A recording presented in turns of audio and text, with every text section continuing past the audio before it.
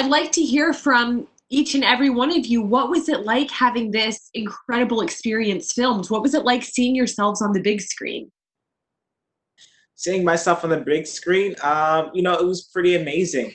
Very much so surreal, because how many times in a lifetime will you get you being yourself recorded and critically acclaimed? So I think it was a vote of confidence in my character to see this documentary get as much press as it has. Additionally, I think it's just pretty cool to have another talking point to my friends. I mean, for me, it was this rare opportunity of.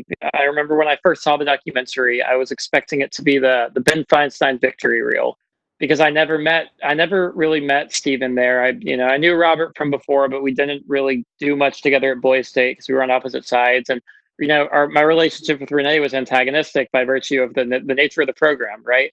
And when I saw their perspectives and when I saw them as these wonderful, vibrant, smart, articulate people, and not just the opponents who my objective was to beat, it was this absolutely crazy experience. And it was this rare opportunity to reflect, like, am I happy with how I conducted myself?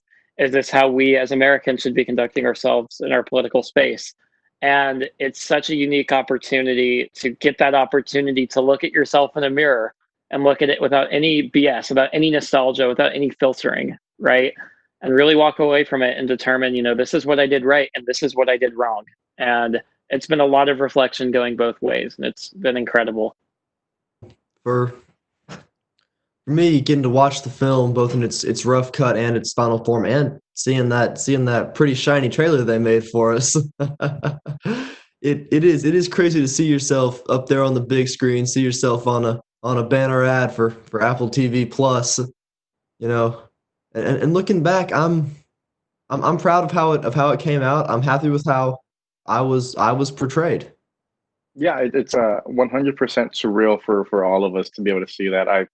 Um, Especially with the as I have my friends messaging me like, "Is this you?" Like, oh, like I see people saying, "Oh, this is the Stephen Garth that went to my high school." So it's definitely been a crazy experience. I've loved to getting to know more my fellow subjects, Renee, Robert, and Ben, all great people.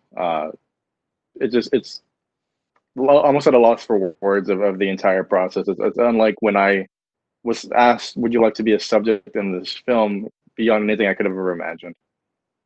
Yeah. And this film comes at a pretty divided time in the United States, right? And so, Renee, I want to hear from you. What message do you want to send to your peers about unity, and about how we can get along even if we don't all agree with each other? Absolutely. I think the one thing that a lot of people are forgetting when it comes to discussing both sides of the aisle is that the person that you're directing your anger towards, the person you're speaking to, they live a life that is fundamentally different from yours. The beauty of Boy State is that there were so many different kinds of people, and that based off of the way that they live or their lifestyles, you could also tell that's how their politics aligned. Meaning that our experiences and our lifestyles, encourage our politics, and that's the reason why we have such a hard time understanding one of another's beliefs, is because it's impossible for us to understand a life that we didn't live.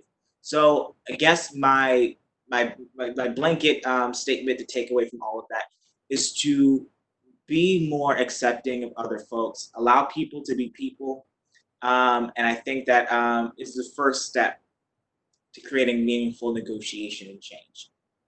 Yeah, absolutely. And Robert, I want to hear from you on this one. What are some issues that you think your peers should care about that maybe they don't really know they should be aware of right now? So I mean the massive issues facing our country today that young people do care about, and those are pretty upfront and out there. I've been amazed, and I've been so happy to see all of this great public support for the Black Lives Matter movement, all these protests, because in my mind that's a form of public service. Public service is working to make your country better, to improve where you live, and so you can do that by protesting, voting, volunteer work, all of it. And it's great to see these young people out there speaking up for what they believe and what they know to be right.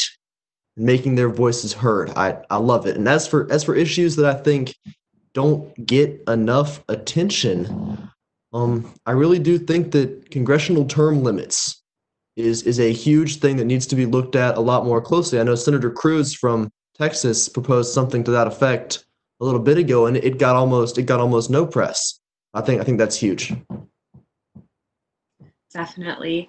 And Ben, I want to hear from you on this one. Why do young people need to be informed about politics? Why do we need to be engaged at a time where the temptation is to step away from the issues? I think, how do I phrase this?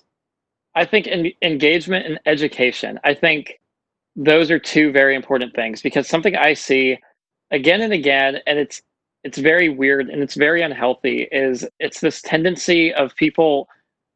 I feel like engagement can only go so far without education, without an understanding of like what you're engaging with, right?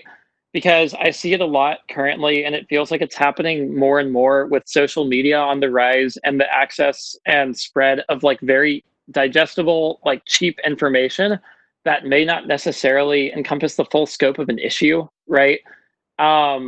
You see a lot of these very weird political views and like outright conspiracy theories going around on both sides that people earnestly believe in, right? Like this whole tendency of people not to wear masks because it'll deprive them of oxygen, right? Or it's just it feels like we're getting to it feels like we're getting to a place in our politics where people are getting engaged, right? Engagement isn't the problem. People are paying attention, but they're not educating themselves on like what's actually true. And 50 years ago, we had an objective standard of what truth was in this country, right? And people might disagree on opinions, right? But on the basic facts of a situation, people all pretty much agreed on what was going on, right? And I feel like we're getting to a place today where we're starting to disagree on what the facts are. And we're starting to see a bigger and bigger ideological divide open up because we can't agree on what the facts are. And because both sides believe what they believe is right, but it's two completely different narratives on the same issue, right? And we need to get engaged. We need to get educated. And I feel like the big thing that's going to improve the health of our democracy is returning to a common standard of credibility on issues. So engagement is super important, but equally important with engagement is making sure you actually know what you're talking about and your sources are reliable.